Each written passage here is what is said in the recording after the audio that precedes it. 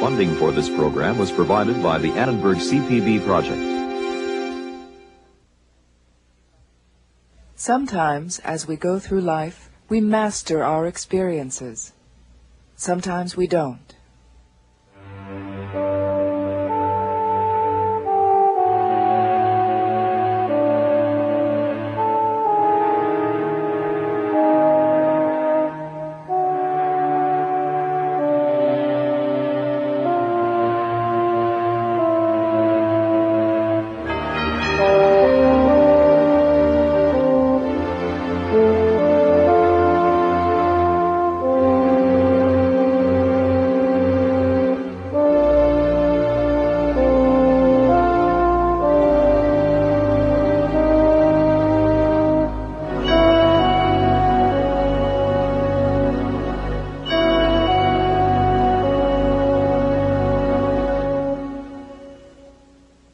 Well, there was always the pot and the drinking. They were interchangeable. The amphetamines in the pot and the drinking were interchangeable. The hallucinogenics, which I didn't really do that many of. I did, I don't know, 20. I must have done it maybe 20 times in my life, which is sufficient. Abuse of drugs and alcohol in our society is rampant. The numbers are staggering. Over 10 million American adults show symptoms of alcoholism, with another 7 million abusing alcohol in some way. About 5 million people are using cocaine on a regular, if not compulsive, basis. Despite major ad campaigns against cigarettes, current use among the young is still almost 12%. While these numbers may fluctuate, the negative consequences of abuse of drugs and alcohol remain serious and devastating. Over half of all fatal car accidents, homicides, and suicides occur under the influence of alcohol. Alcohol, cocaine, and crack cocaine are responsible for violent crime and severe medical problems, sometimes leading to death. Babies are born with fetal alcohol syndrome or already addicted to cocaine. Finally, the adverse health effects related to smoking cigarettes are responsible for the deaths of about 350,000 people every year. In the next hour, we'll learn more about substance abuse, what it feels like, what causes it, and what can be done to treat it. Just how chronic the stages are. The reality is that the use of psychoactive substances has been around since prehistoric times. People have used drugs to modify their sensations, their thoughts, their feelings, and their behavior. Thus, it follows that there will always be some who ride that line between merely using psychoactive substance into abusing psychoactive substances. In this program, we'll be focusing on 3 of the most commonly abused psychoactive substances: alcohol, cocaine, and nicotine. First, some definitions. Abuse involves the chronic use of a substance which results in potentially hazardous behavior, like driving while intoxicated. In common usage, the terms dependence and addiction are often used interchangeably and refer to a group of symptoms that may include focusing one's attention on getting the drug, on using the drug despite bad consequences, of having the drug interfere with normal activity, of trying to reduce the use of the drug but being unable to do so, of being unable to control the amount of the drug that a person uses. This behavioral package may also include a different type of dependence that is characterized by its physical properties. Physical dependence is the state that exists when a person takes a drug and the body becomes adapted to the presence of the drug. When the drug is stopped, the body goes into withdrawal syndrome. The body has become tolerant to the drug, which means that it doesn't get a major effect from the drug anymore. It's adapted to it. And the withdrawal syndrome, when the drug is stopped, consists of all of those effects of the drug in reverse. In deciding just when a person crosses the line from use to abuse, Dr. Dale Walker says it's important to look at the whole picture. So when we talk about symptoms for defining and diagnosing, we then have to look at social occupational functioning, the environment in which the individual is drinking. The only way, by the way, that we can understand those terms is how that society around that individual defines drinking. Is it okay? There are certain groups that one drink is a problem. There are other groups that have much looser definitions and out-of-control drinking processes. Ultimately, though, out-of-control use of substances is seen most poignantly through individuals. Relationships ruined, health in jeopardy, dreams put on hold. The details of the stories you'll hear may differ, but the consequences of addiction to drugs and alcohol are remarkably similar. It was a 3-year addiction on cocaine. 3.5 years. Gosh, it was horrible. What a thing to put somebody through. It really created a lot of friction. And it was a lot of waste of time, too, because there were so many things we could have done together that we didn't do because all my money went to the drugs.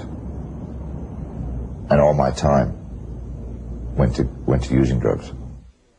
I look back on it and I couldn't believe the things that I mean, actually, where I slept, where I hung out all night in the streets, and it's cold outside, and I don't have nothing but a little sweater on.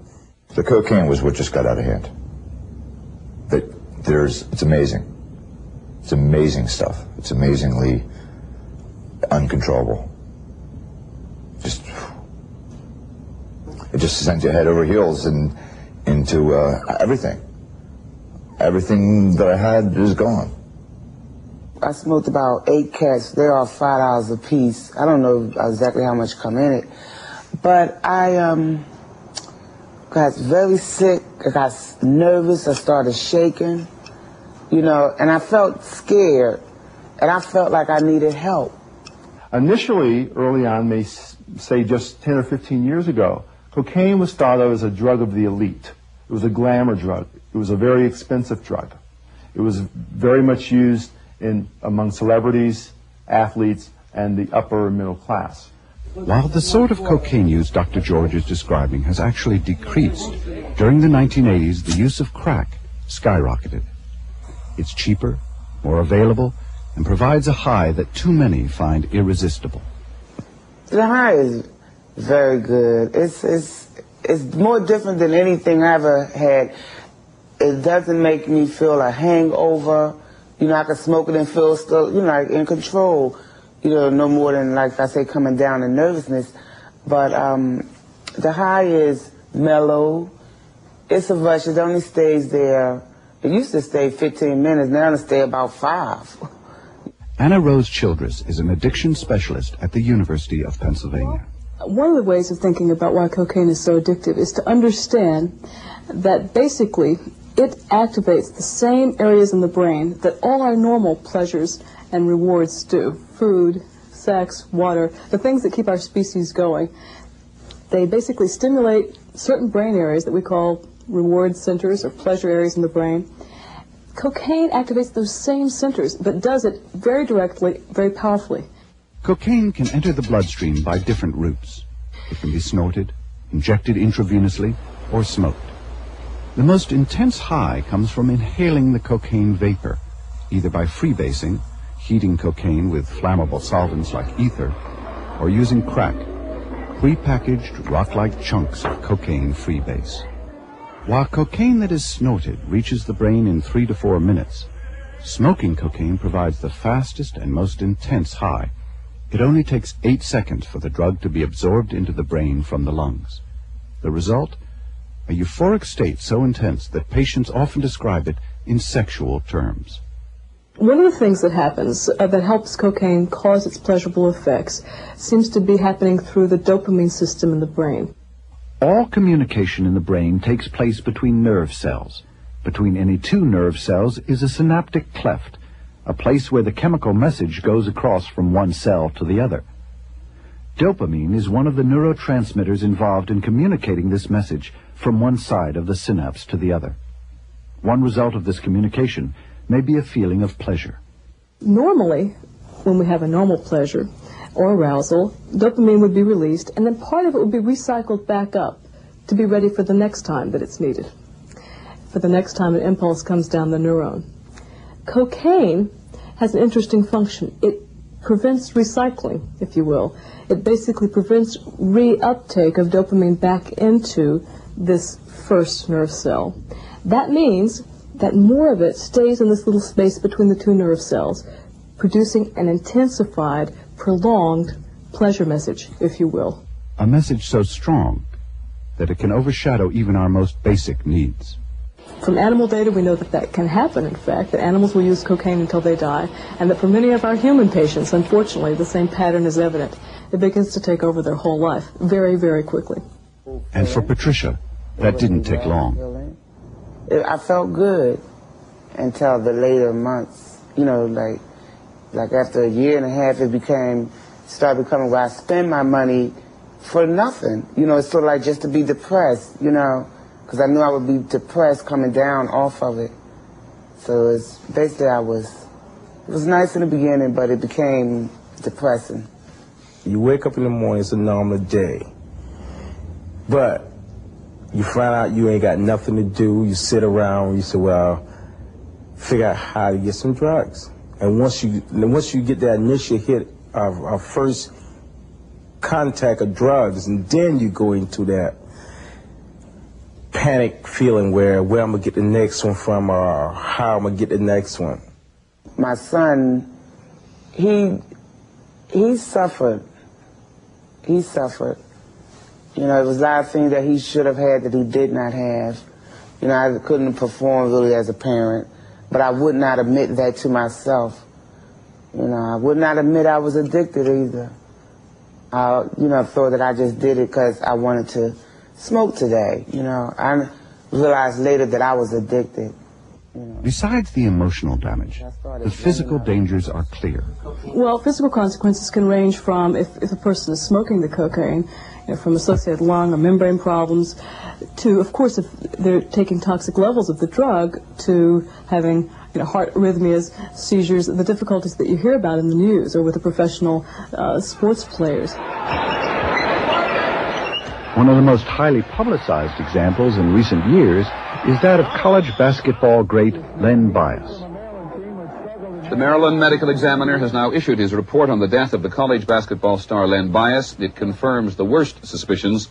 He died of heart failure because he used cocaine. Leonard Bias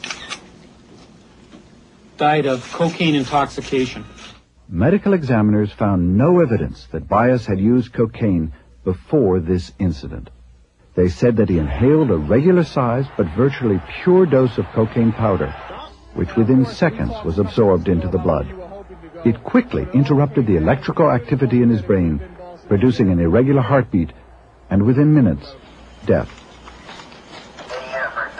Even when the effects aren't so tragic, there's no mistaking the cumulative damage that cocaine use can bring on. I started bringing up black stuff up my, throat, and I was aching all the time. My heart skip a beat, and it started messing with me physically, and it scared me. I became so thin that I used to be very, very strong. Not big, but very, very strong. I lost everything. I lost all my weight. I lost all my muscle. I would generally black out. So at some point, I would forget a segment of the time that I had been interacting with other people or driving or doing something physical other than being passed out. Got to where I would, instead of me drinking one time a week, I was drinking 4 days a week. So a quart to a fifth a day wouldn't have been any problem at all. When your job, legal, social, environmental context has been changed in a negative way, and drinking is related to that, then we know that there's a problem there. Does the individual know? Sometimes they don't. Sometimes they're refused to see the obvious that other people can see. My job, you could see the difference in his change of attitude with his job, with our family and friends. Kind of like we shut everybody off. It was I go to work and do what I have to, and I come home and fall into bottle. And that was a pattern we both were more so getting to.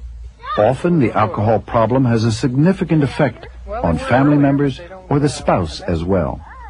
I kept putting this expectation on him that if he really wanted to not destroy a relationship and to not hurt his body, then he could do it.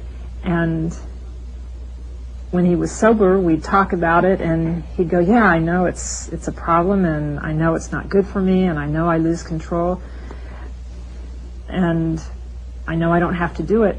But then as soon as he would start drinking, it was as if he left and someone else came in instead, and there was no talking to him at all. I started to notice that my husband wasn't coming home, and this, of course, with us drinking again. And I said to him, I wanted to know, well, why aren't you coming home? And this is, again, when he says, it just doesn't pay two alcoholics to be together. In addition to the personal consequences of drinking, alcohol affects society as well. Crime statistics, research data, and patients themselves tell us that there is a strong relationship between alcohol and violence. Although the connection seems simple, experts aren't so sure just why these two go hand in hand. What is it about alcohol ingestion that causes the increase in violence? Is it a pharmacological property of the alcohol, as some have argued, that's a behavioral or physiological disinhibition? Or is it a psychological disinhibition created by the expectation that alcohol allows freedom and permission to engage in behaviors that one might not otherwise engage in? There was never one occasion where I wasn't drinking previous to me getting in trouble, no matter how much the trouble was, whether it was just a ticket or whether it was being put in jail for the evening or whether it was something big.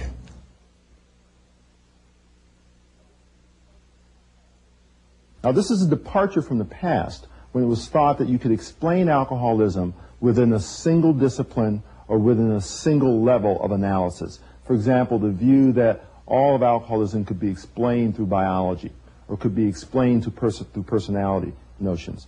That has since changed. Now, in trying to create an explanation, we recognize that there are multiple determinants that come from different fields. Substance abuse, then, is a complex phenomenon involving biological, psychological, and environmental factors. For example, biological factors such as genetics. Second, there are psychological factors which lead people to alcohol or drug abuse. For instance, pre-existing psychiatric disorders such as anxiety and depression. Life events such as job loss that may create feelings of despondency and hopelessness. And there are social environmental factors such as peer pressure and the simple exposure to alcohol or drugs. We live in a very interesting society. We authorize and sanction drinking, but not too much. The drinking was not only popular in my peers, but my parents and their brothers and sisters, which have been my aunt and uncle, were into drinking socially. So every time there was any type of gathering, there was drinking going on. 90% of the people that was around, there was always a cocktail here and a cocktail there. So with my problems and with the people that I was associating with, it just fit in. Alcohol just fit perfect. It just was my escape. When our servicemen were in Vietnam, we had a huge percentage of the enlisted men who became dependent on heroin because it was so available. It was very, very cheap, and they were in a situation where this was the thing that just many of them did, and these were people who would not have used drugs had they not been there, and when they returned... It's rare that a person's substance abuse would be influenced by just one of these factors. It's the unique interplay of risk factors that for most people determines whether or not they'll become addicted.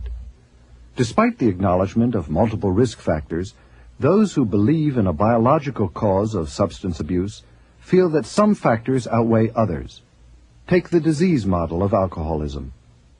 The disease model suggests that alcoholism is a progressive disease that involves physiological malfunctioning.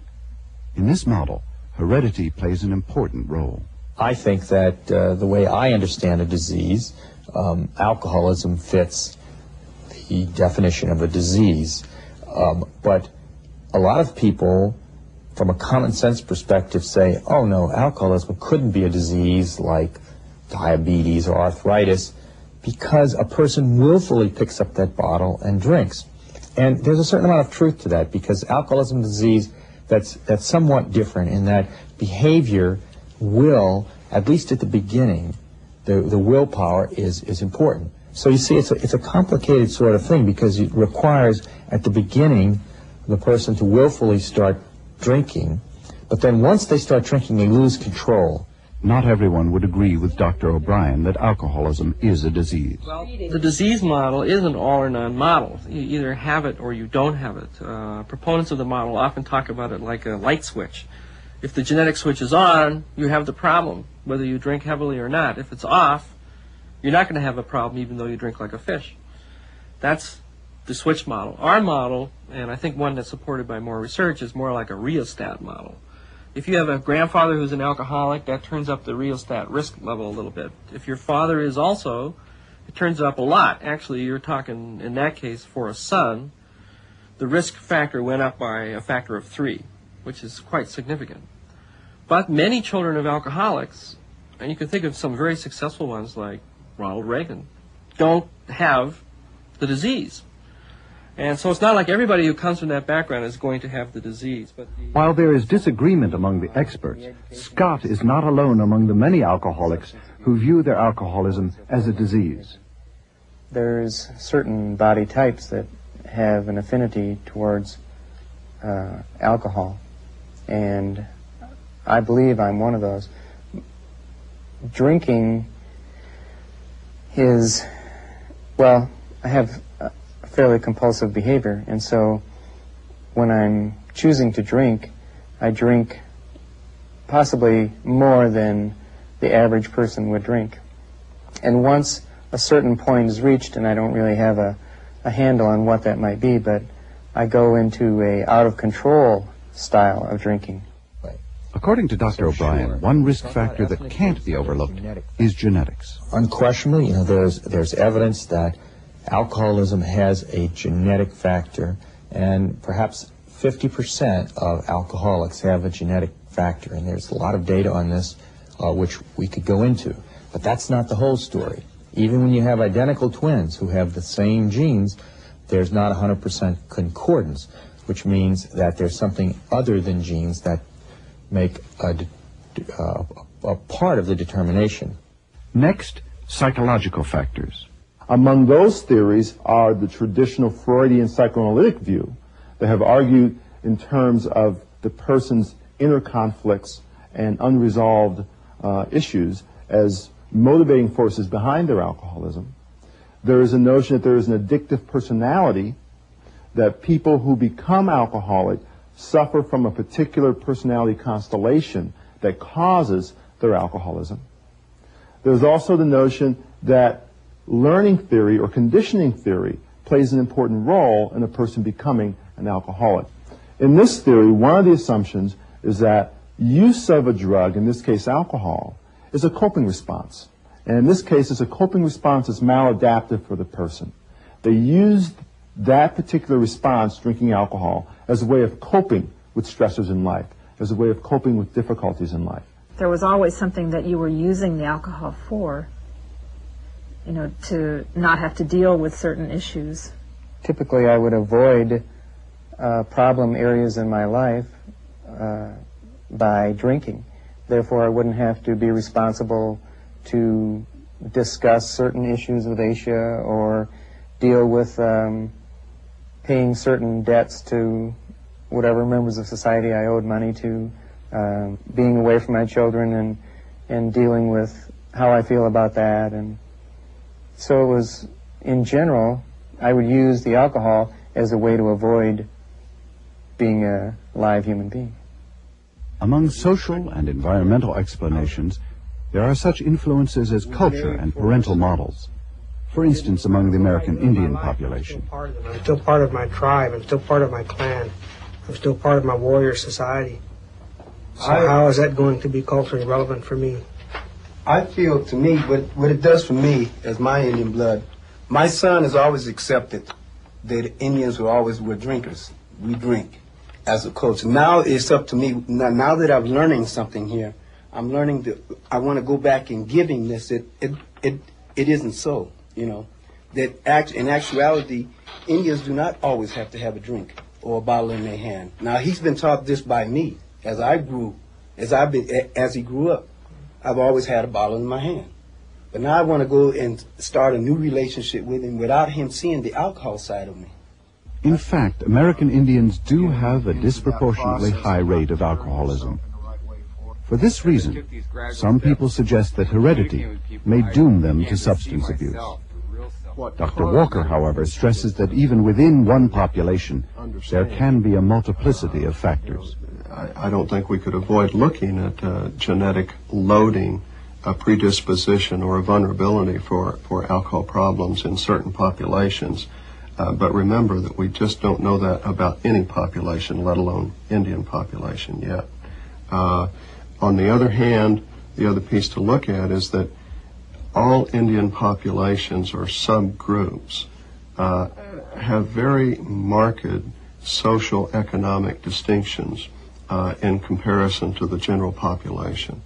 In other words, they don't have access to health care. They don't have access to social support services, high degrees of unemployment, high degrees of lack of support groups for populations. All of those are the predictors for high-risk populations with alcohol difficulties. So as you can see, as we try to come up with an all-encompassing or powerful explanation of how a person becomes an alcoholic and remains an alcoholic, we now have to draw from different disciplines and different levels of analysis.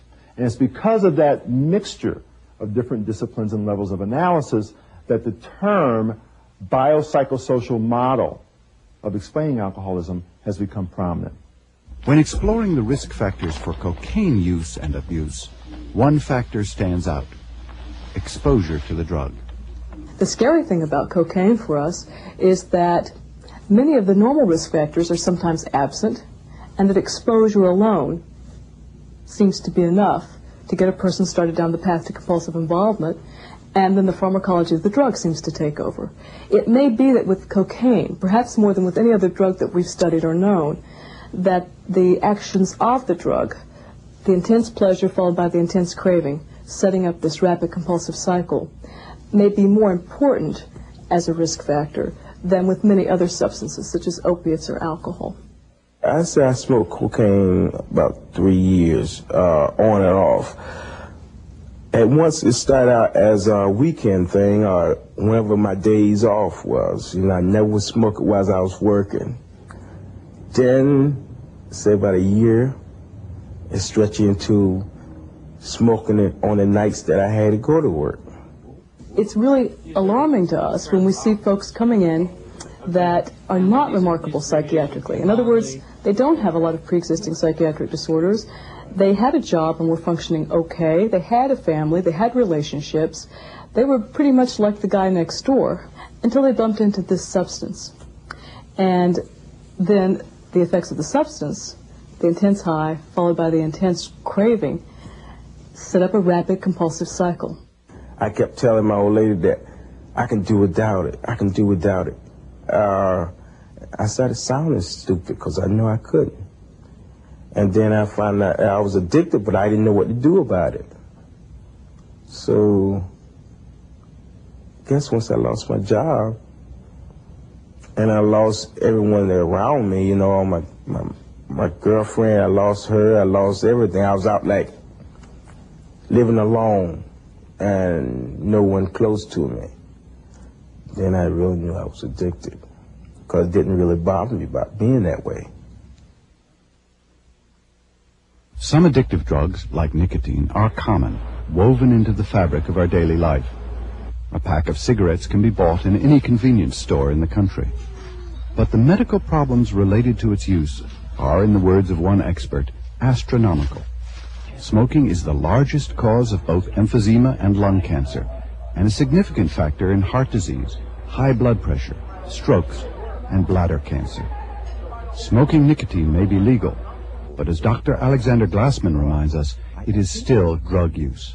What people feel is that it's a behavior, that it isn't just if you take an antibiotic, you take a pill, you stick it in your mouth, you drink some water, and you swallow it. Or somebody puts a needle in your vein and you get an antibiotic. That's a drug. With cigarettes, there's a lot of activity that people may like or get used to. And it isn't just the drug. There's a ritual. Actually, that's true with other drugs of abuse, too. And people get used to anything. People get into habits. There's something about holding something in your hand. Some people like something in their hand. It makes them more comfortable. Bill smokes 2.5 packs a day. I started smoking when I was in my mid-teens, like 15 or 16, at summer camp in New Hampshire. And since I'm 50 now, that was a good 35 years ago. It'd just be nice not to have to bother with this 20 or 40 or 60 times a day. I happen to be in politics. I raise money. I just did a big campaign last November. That last month before Election Day, I was up to 4 packs a day. I was never without a cigarette. When you give 100 people alcohol, about 5% of people will find it very hard to stop, and they lose control of the drug. So the drugs are not addicting for everybody. With nicotine, it's really much more addicting than alcohol. If you give everybody cigarettes for a significant period of time, not for 1 or 2 cigarettes, but for months at a time, what you'll find is about 30% of the people will become addicted to the drug. Almost whatever you feel that's bad, whether you're anxious or angry or depressed or bored, when you light up a cigarette, the nicotine makes it a little bit better. That's a terrific drug. And for some people, those effects are very marked. And any time, even years after they've stopped, if they get very upset, they have the thought that if I'd light up a cigarette, it would make it a little better. But that's real. It's not like it's imagined. It slows you down, having to light up, having to find that ashtray in periods of high stress, to just constantly be going for the cigarette and smoking it. And it just wastes so much of your energy, your focus. I would love to be rid of all that. The year I didn't smoke was an incredible year. And all those cliches are true. I smelled things better. I tasted for the first time. My head was clearer at all times. And I so regret going back. I cannot tell you. Bill is seeking help for his smoking problem at Smoke Enders, one of many programs aimed at this addiction. Many people find relief in hypnosis, nicotine substitutes, and old-fashioned willpower.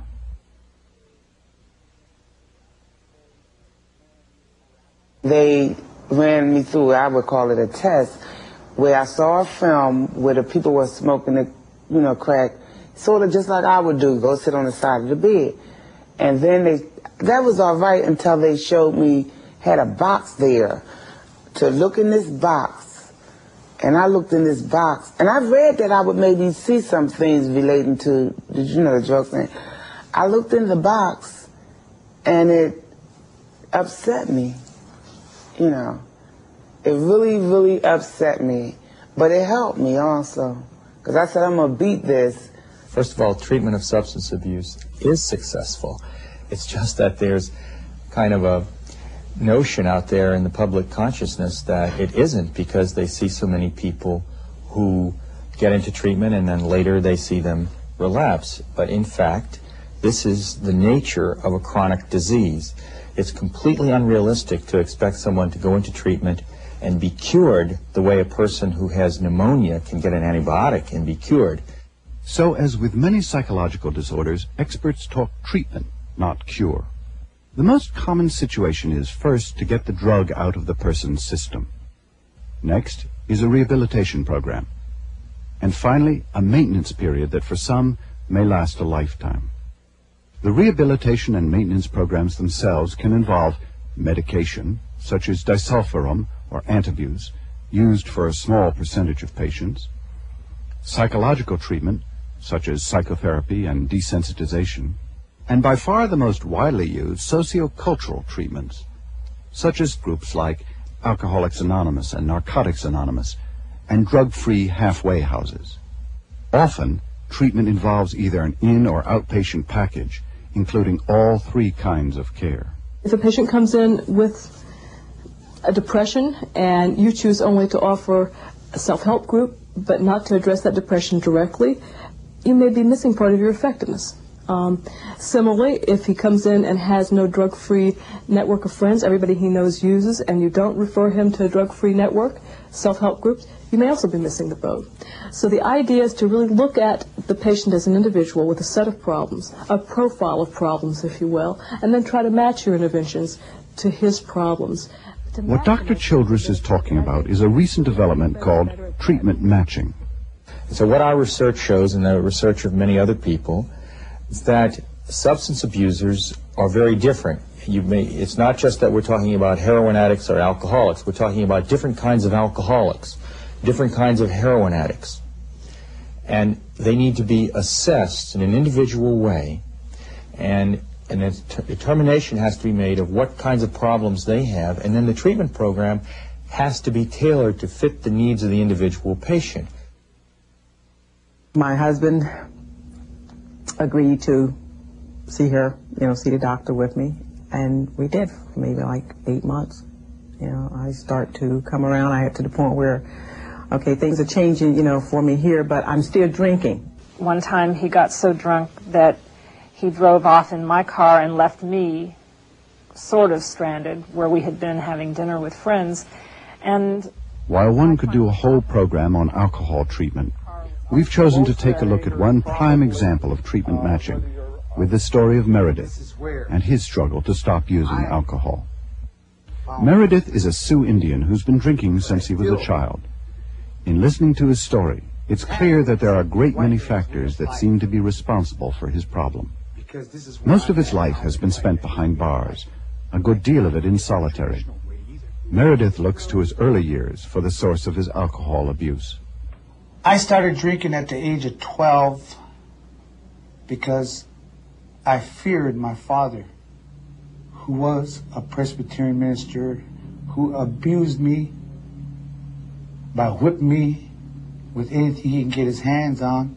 He blamed me for something I didn't do, and I feared him, and I started drinking to cope with that fear that I had for him. In the late 1970s, Meredith acknowledged that he had a drinking problem. After numerous treatment programs, he finally found help at the Seattle Indian Health Board, where clients take part in one-to-one counseling and support groups that build on their shared cultural beliefs.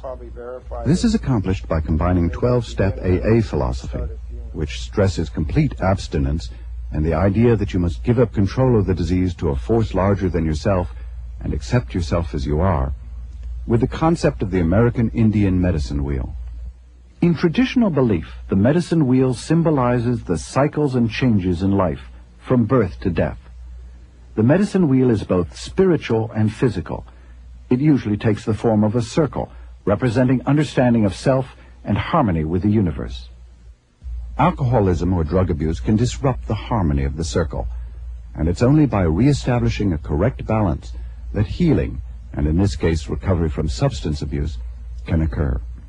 In this support group, leader Wally Morse, himself a recovering alcoholic, takes Meredith and others, both from within and outside of the Indian community, through important concepts. What you have to understand is that your disease attacks you on the four major life areas. And the four major life areas are basically physical, mental, emotional, and spiritual. with the use of the medicine wheel, it also covers the social culture of how you're going to start fitting back into your family situations.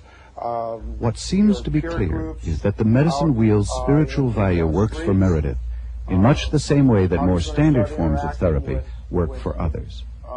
The medicine wheel is very sacred amongst the Native Americans. It represents unity. The medicine wheel involves the spiritual, the physical, the emotional, and the alcoholism part, you know, and we identify that in our native way, which is very sacred. When you look at this inner circle, it stopped the use, and one of the feelings that you're going to start having right to begin with is there's a lot of anger that starts to come up. Does anybody relate to the feeling of being angry when you first got into treatment? Each night I went to bed, I went through this scenario of who I was going to hurt, the harm I was going to do on people, who I was going to even with. So once that picture or that movie in my mind came to a stop, then I was able to sleep. But before then, I got rarely an hour or two of sleep a night. So I was ragged that first week until I realized it was me that was causing all the problems. I tried different ways to get rid of my anger, resentments, and searching for my higher power, and I couldn't find it. I had to go by traditional way to actually know who I am. I had to go to the sacred circle of the sweat lodge for a purification ceremony. Like you said, the fourth and fifth step, I found it in the sacred circle. This is where I had a spiritual awakening. I tried many different ways, but I couldn't find it. I had to go my own traditional way of the Native Americans to really find my identity. The medicine wheel offers a chance to think about spiritual healing and integrating that belief system into the treatment process itself. Dr. Walker, who himself is a Cherokee, knows from experience that tapping into tradition makes good treatment sense. The first steps that I've learned in the treatment for alcohol drug problems is to look at the values, the positive things that a group of people hold most dear, and you hang treatment upon those values. For Indian people, that becomes kind of obvious. There's a very special culture identification in what the tribe believes, and if you can work upon the positives of that belief system, the treatment process is easier to understand for the people who are committed to it. I have never held a medicine wheel in my hands yet. It is very sacred. I respect it. When I once hold that, I better continue it on without the use of alcohol or drugs. Any use of drugs or alcohol once a person is in treatment is considered relapse, and many people consider it failure. Some experts, however, feel this is a pessimistic notion. The message is don't do it because it's a disease, and if you have a first drink, you'll trigger off the disease or the addiction process and you won't be able to control it. Good if it works. Now, problem is 70 to 80% of the people are actually going to experience a lapse. We know this based on treatment outcome studies or even people attending AA. Now, what if they do have a lapse and they really believe that the disease has taken over, it kind of gives them the message that there's nothing they can do at that point other than sort of give in or go back to the meetings or whatever. What we're saying is that's not necessarily the case because we found people who view it in a different way. Rather than this means the disease has taken over, this means instead they've made a mistake in their recovery process, they went off course a little bit, they need to make a course correction to get back on track. Relapse prevention was created to help people deal more realistically with their lapses. So what we're doing is helping them anticipate what's going to be coming up on the road of recovery and how to deal with it at different stages. First stage is dealing with withdrawal. The next is what we call anticipating high-risk situations for relapse. we've done a lot of studies on triggers for relapse. What causes people to go off the wagon? And some of these are having to do with what's going on in the immediate situation when they first go off the wagon, and some having to do with their general lifestyle kinds of issues. I was always able to stay off drugs for a certain amount of time. I was always good for 30 days. I could stay off drugs for 30 days if I wanted to, but it was the 31st day that was really a killer. So I tried NA and AA, and as a matter of fact, I did AA NA one time for 40 days. But the 41st day, The high-risk situations, these are the triggers that tend to throw people right off the course, are negative feeling states, again, anger, anxiety, depression, dysphoric states that the person in the past has used the drugs or substances as a way of kind of coping with, are going to be high-risk triggers for relapse. The person's looking for the same old relief that they got in the past. Besides helping substance abusers deal with the ups and downs of recovery, Dr. Marlatt and his team focus on prevention, with special attention to those crucial formative years of college, where it is believed that young people may develop lifelong abusive drinking patterns. I believe most teachers on this campus would tell you that classes on Friday are not widely attended. Why is that? That's because everybody's hungover. But alcohol abuse may begin even earlier. In one study, 2/3 of high school seniors were found to be drinkers. Alcohol is a known contributor to violence, such as date rape and vandalism, as well as to driving accidents. In this young age group, and college students in particular, we see an incredible increase in drinking. And right now we've looked at people from high school that have just entered the University of Washington. We've seen a dramatic increase already in their drinking from high school to the freshman year. In this University of Washington course, taught by Dr. George Parks, students who are moderate drinkers become more aware of how and why they drink.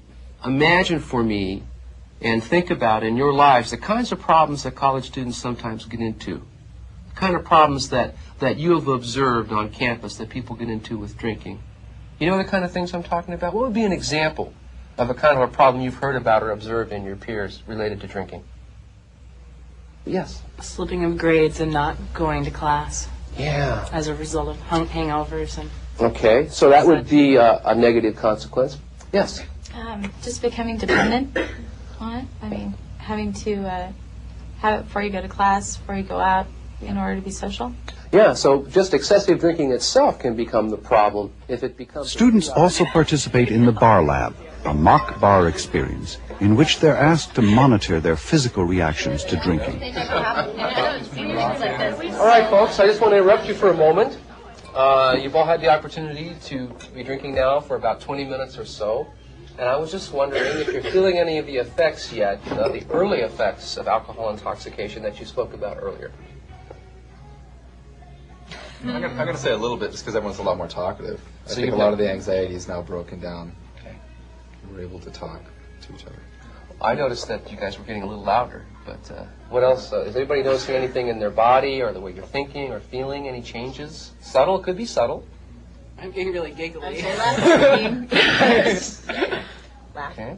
I feel a little bit warm in the cheeks. Okay. But And is that typical for you when you've had a drink or two? Yeah. Yeah. Okay. At the end of the drinking session, students find out that the beer they were served contains no alcohol. This helps them to see firsthand the power that expectations have on physical reactions. Was a lot of the things that we expect alcohol to do may be due to various myths or various kinds of things we've learned all our lives, and it's called the myth of the magic elixir. And lots of research over the years has shown that the three things that are important in any drug effect would be the drug itself, the setting in which it's administered, and the set or your beliefs about how the drug is going to affect you. That's why when they're testing a new drug, they always have a placebo drug to test for these belief factors. Well, we found a big placebo effect with alcohol, that if people think it's going to make them more relaxed and more outgoing, it does, even when there's no alcohol in the drink. So the bar lab is to shake people up about this. Like one young man, after we told him no alcohol, he was feeling pretty loaded, he said, what do you mean? You think I'm doing this to myself? And in a way, he was. I mean, because he put himself in the setting, thought he was having a real drink, and in a way he was creating a lot of the elements that do go along with the actual drug experience. For cocaine, as with alcohol, relapse is a problem, and aftercare is essential. What it means is that after this more intensive phase of treatment, that the person has some sort of maintenance care, involvement in perhaps self-help groups again, or support groups, or individual therapy that would go on for a month, from anywhere from 6 months to 2 years.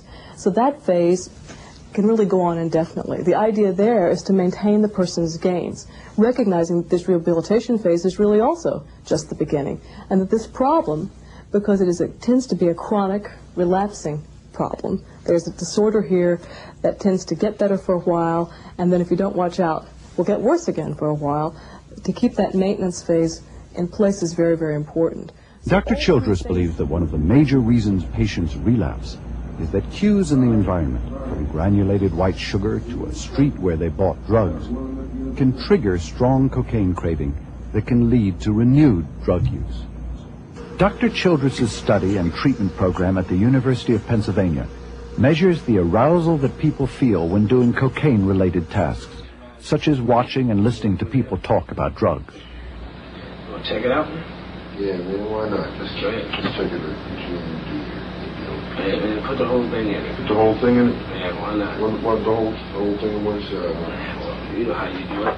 Okay. For example, as people become aroused, peripheral skin temperature drops, producing cold and sweaty palms and fingers. The patient also handles drug paraphernalia, using a substance that looks, smells, and tastes like cocaine, but isn't. Cues in the environment had been paired with this drug for a very, very long time, thousands of times probably over the course of the years. And now, after he's been detoxified or in a rehabilitation center, the patient goes back to his natural environment and describes seeing these cues, people he's used with, places that he's purchased cocaine, even paraphernalia lying in the gutter, even evening news broadcasts of the biggest drug rate of the day, finding these things causing him intense craving. It makes you doubt whether you can ever stay off of it, you know. Because if I keep running across situations like that, or either run across people that use, you know, it will put a very big doubt in my mind. Because as I was in there assimilating that, I was saying, gosh, when can I ever do this again? You know, I say it like this: if you ever lose a best friend and you got a chance to get that best friend back again, then you probably will try to get it back. So we took our cue from that and said, what we need here is some way to try to weaken this association. The way we do that is have a patient come into the laboratory or the clinic and show him cues that would remind him of cocaine over and over and over again, but in a protected setting where he can't act on the craving and arousal that they trigger. We're teaching them a number of different strategies. We begin with simple things like teaching them a deep relaxation technique to counter the craving and arousal. We also work with them on imagery techniques, having them imagine themselves at their very worst in terms of the bad effects of cocaine. Withered up in a corner, without clean sheets, without food, at the end of their money, without friends, family, relationship, the job having been lost, following that with a positive image of the way they can be if they don't act on this craving feeling. This controlled exposure to cues, designed to be an adjunct to a regular treatment program, is proving effective for some patients like David. I've been here before, but this time around I feel much comfortable, much better about it, because back then I used to want to use again, but couldn't use because of people watching me. You know, but now people still watching me, but I don't want to go back through it again because I don't know, I just don't feel it. All before I want to sneak and do it, but right now I have no desire to sneak and do it. The challenge facing experts in the field of substance abuse is formidable. How to weave through the puzzle of addiction, dependence, and abuse to find out first why some people seem to have a propensity to develop certain addictions while others don't, and second, how to treat those that do and prevent it in those at risk. As is usually the case, the experts aren't all in agreement on causes. In alcoholism, for instance, some scientists have discovered a reduced level of activity for a particular enzyme in the systems of alcoholics that's highly inheritable and that they claim is the product of a single gene. Others disagree and lean towards the view that no single gene specific to alcoholism exists and that there are a multiplicity of causes. Cocaine researchers, too, are looking for a genetic marker, hoping it will lead to effective pharmacological treatments for cocaine addiction. On the treatment front, the new emphasis on treatment matching has led to a variety of efforts, including group alternatives to Alcoholics Anonymous, such as this SOS, or Secular Organizations for Sobriety meeting. SOS believes in separating religion from recovery. You're not only giving up your drug of choice, you're giving... Finally, prevention. As many college students will eventually die of alcohol-related causes, as will receive their master's and doctor's degrees. To counter this reality, experts hope that courses in safe drinking, like courses in safe driving, will become standard fare in classrooms across the country. On this subject, most experts do agree. It can happen none too soon.